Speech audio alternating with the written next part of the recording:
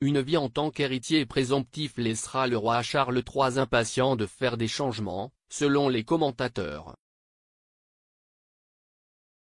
Le 19 septembre, les funérailles nationales de la reine Elisabeth II ont eu lieu et elle a finalement été inhumée à côté de son mari depuis plus de 70 ans, le prince Philippe, à la chapelle Saint-Georges de Windsor.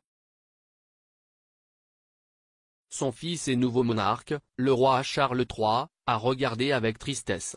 Le roi s'est maintenant rendu en Écosse, accompagné de la reine consort, sa femme, Camilla, alors que la famille royale observe une nouvelle semaine de deuil.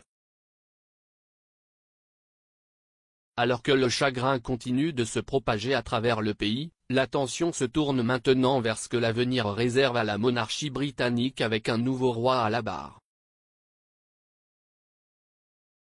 Le roi Charles III avait 4 ans lorsqu'il a assisté au couronnement de sa mère, mais en tant qu'héritier présomptif, il a prévu de devenir roi toute sa vie avec son propre couronnement qui doit avoir lieu l'année prochaine.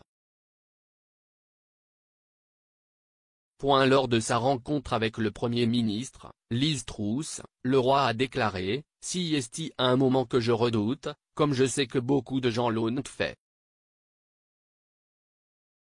Mais nous allons essayer de tout faire avancer. » S'exprimant sur le podcast Born to Rule, When Charlie the King, publié avant la mort de Sa Majesté le 8 septembre, le journaliste Keir Simmons et la commentatrice royale de NBC Daisy McAndrew ont discuté du tsunami auquel le roi est maintenant confronté à l'âge de 73 ans.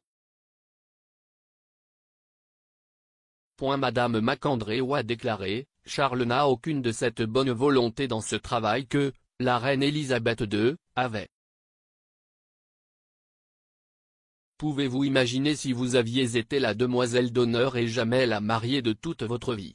La plupart des gens envisageraient de penser à la retraite ou même, d'être, à la retraite dans, leur, année 70 et vous n'avez pas réellement atteint votre travail principal. »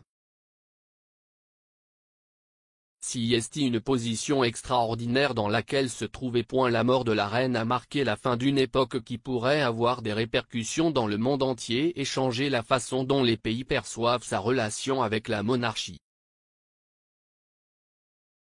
ITV News a rapporté quelques instants après que Charles III a été prononcé roi d'Antigua et Barbuda, le Premier ministre des Caraïbes, Gaston Brown, a annoncé qu'un référendum sur la création d'une république se tiendrait dans les 3 prochaines années. Plus tôt cette année, le Kenya a demandé des réparations à la famille royale britannique et vers la fin de l'année dernière, la monarchie barbadienne a été abolie après 55 ans. Madame McAndrew a déclaré que d'autres changements attendraient la monarchie, car le roi Charles III voudra faire les choses différemment de sa défunte mère.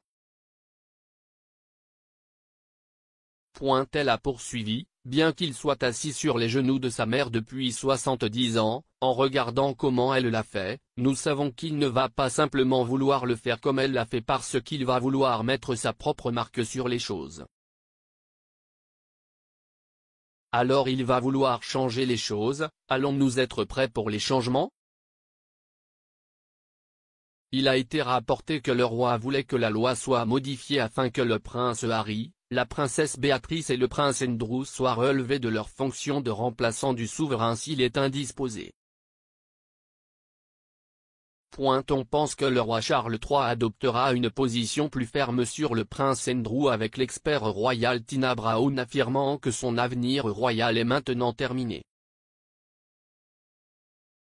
Contrairement à la reine qui a gardé ses opinions pour elle-même, en tant que prince de Galles, le roi Charles III s'est prononcé sur des questions telles que l'environnement, quelque chose qu'il a dit le tient éveillé la nuit, ainsi que sur les crises humanitaires.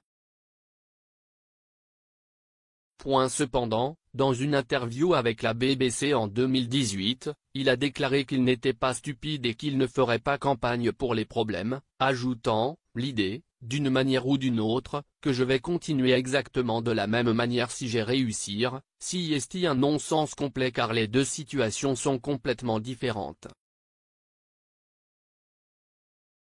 Madame MacAndrew a déclaré que ce sont les premières semaines suivant la mort de Sa Majesté qui sont incroyablement importantes pour le nouveau monarque, car un seul faux pas pourrait changer l'impression que tout le monde a de lui. Cependant, pendant les 10 jours de deuil national, le roi Charles et le prince William ont rencontré quelques-uns des 250 000 personnes en deuil qui faisaient la queue pour rendre hommage à feu la reine sous les acclamations et les applaudissements de la foule. La mort de la reine fera réfléchir la nation et s'ouvrira à des conversations que nous ne pensions pas être prêtes à avoir, a prophétisé Madame MacAndrew, s'exprimant en mai de cette année.